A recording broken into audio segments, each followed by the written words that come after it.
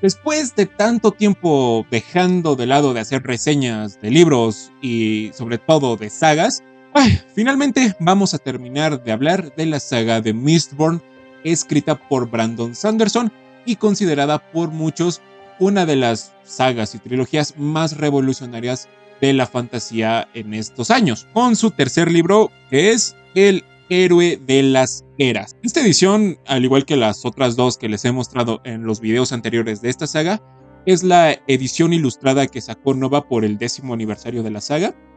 Aquí tenemos Brandon Sanderson, aquí tenemos el símbolo del estaño, un metal para los alománticos muy importante. Esta edición tiene alrededor de 750 páginas, no pasa de las 760, y, o sea, es tapadura.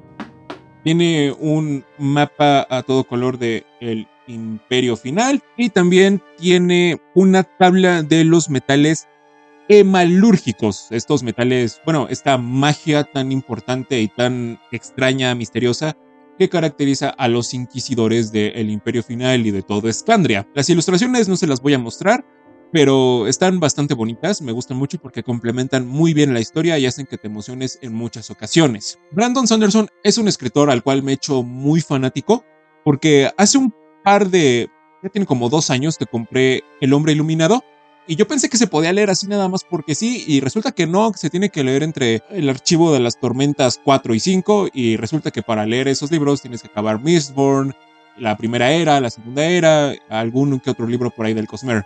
Entonces me puse las pilas a leer a Brandon Sanderson, pero no le había hecho tantas reseñas porque estuve leyendo Steelheart, la saga de superhéroes de Brandon Sanderson, y se me hizo muy similar a Mistborn, entonces quise darme un break de pues estos estilos tan característicos de Brandon Sanderson referente a sus obras y a sus trilogías. Muchas personas consideran que esta es una de las sagas más importantes, yo también, de la fantasía moderna, porque sí, revoluciona el concepto que teníamos de fantasía épica.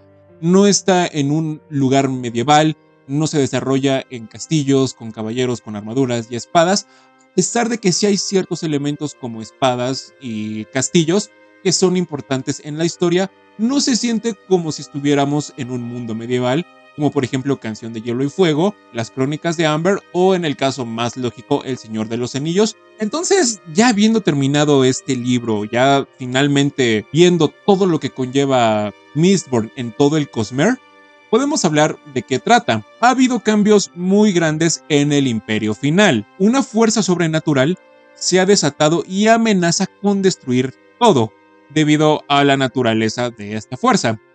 Así que Bean y Elend van tras las pistas que el Lord Legislador dejó para tratar de salvar al mundo antes de que sea consumido por la ruina. Eso es lo que yo les puedo decir de una manera muy sencilla sin spoilers, porque si entramos en detalles, lógicamente tendría que explicarles todo el primer y el segundo libro, pero bueno, así nada más creo que está bien. Me gustó El Héroe de las Eras, lo disfruté, pero si tuviera que destacar algo de este libro, sería destacar casi lo mismo que en el primero y en el segundo. Los dilemas morales de si están haciendo bien las cosas, qué consecuencias les traen, las decisiones que toman tanto Bean y Elend ahora como nobles para salvar al Imperio Final, que van más allá de solamente ver qué está bien y qué está mal. Todo eso lo pueden ver en los videos anteriores, que créanme, los atributos buenos de esta saga siguen manteniéndose constantes a través de los 3 libros, pero sí hay varias cosas que realmente no disfruté de este tercer libro llamado El Héroe de las Eras. Y quiero ir primero con esas para después explicarles las cosas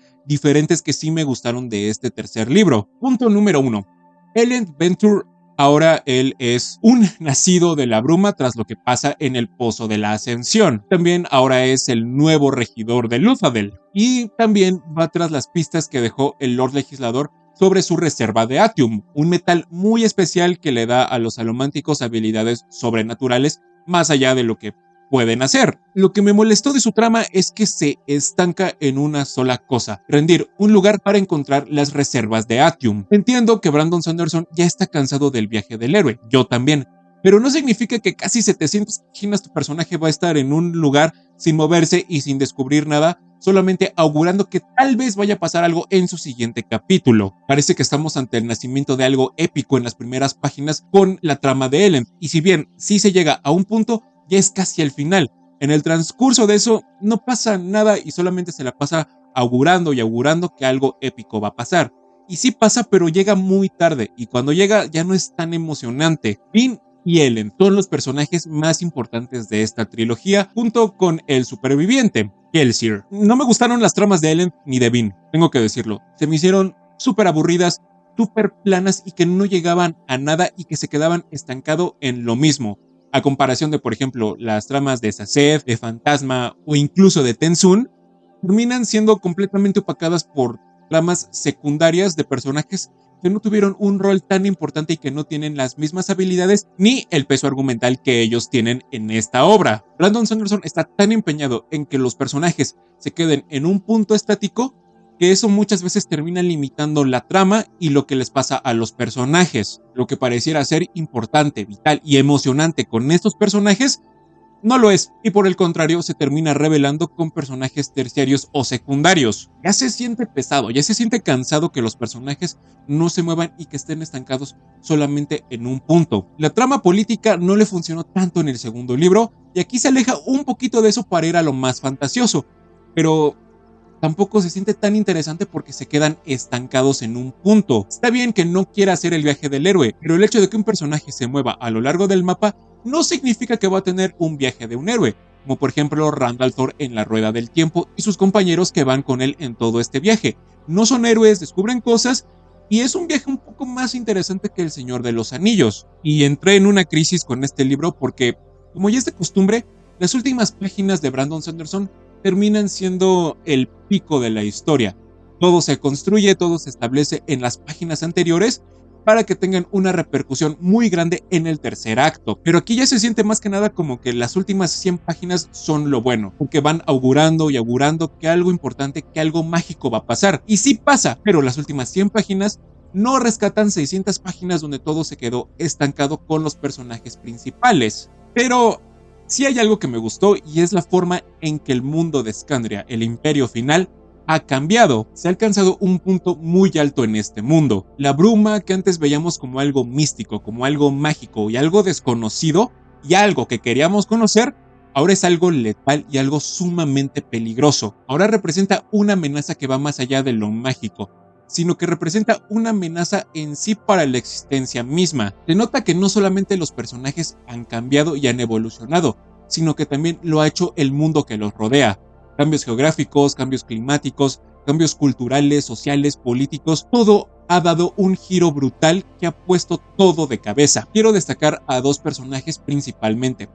Número 1, Fantasma. Yo lo consideraría el MVP de este libro. Anteriormente no tuvo un peso más allá de solamente como que ser un espía, aportar cosas pequeñitas y cosas similares. Pero aquí, ¡wow! Tiene una trama más madura, más completa y más compleja. Su adicción al estaño lo ha hecho cambiar a tal grado que empieza a usar una tela en los ojos para que no le lastime la afinidad de sus sentidos. Empieza a agarrar confianza, empieza a ser una persona más valiente con este estaño que le está costando algo. Porque si hay algo muy importante que Brandon Sanderson dejó muy en claro con esta saga, es que el poder tiene un precio. Pierde una parte que lo caracterizaba, sí, pero nos dan un personaje más errático y más suelto, lo cual se me hizo más interesante que la trama de Bean y de Kelsier. Toda su trama se relaciona directamente con Urtao, con Ruina y en fin, con él vemos cosas más importantes y más vitales que con Bean y con Kelsier. Hoy esa parte cuando dice que le traigan metal para escribir algo me encantó, me encantó. Yo cuando terminé de leer esa parte estaba de wow, wow, wow, esto es súper emocionante. Por otra parte, Saced, si en el segundo libro ya me había gustado su arco, ahora me encantó. La crisis que tiene con las religiones me encantó. Todo esto derivado de la pérdida de Tidwell, a la cual no pudo proteger y no pudo salvar. Empieza investigando religiones, cuál es su rol en el mundo, ¿realmente necesita un rol en el mundo él? No encuentra respuestas y esto le causa dolor. Se vuelve un personaje diferente al que conocíamos. Empieza a tener crisis que van más allá de la religión, que van más allá de sus creencias. Su propia existencia se ve cuestionada en muchas ocasiones. Trata de ser una persona sabia, trata de llevar a los nobles, Ellen y Bean, a un punto donde puedan ser aceptados y puedan salvar al mundo.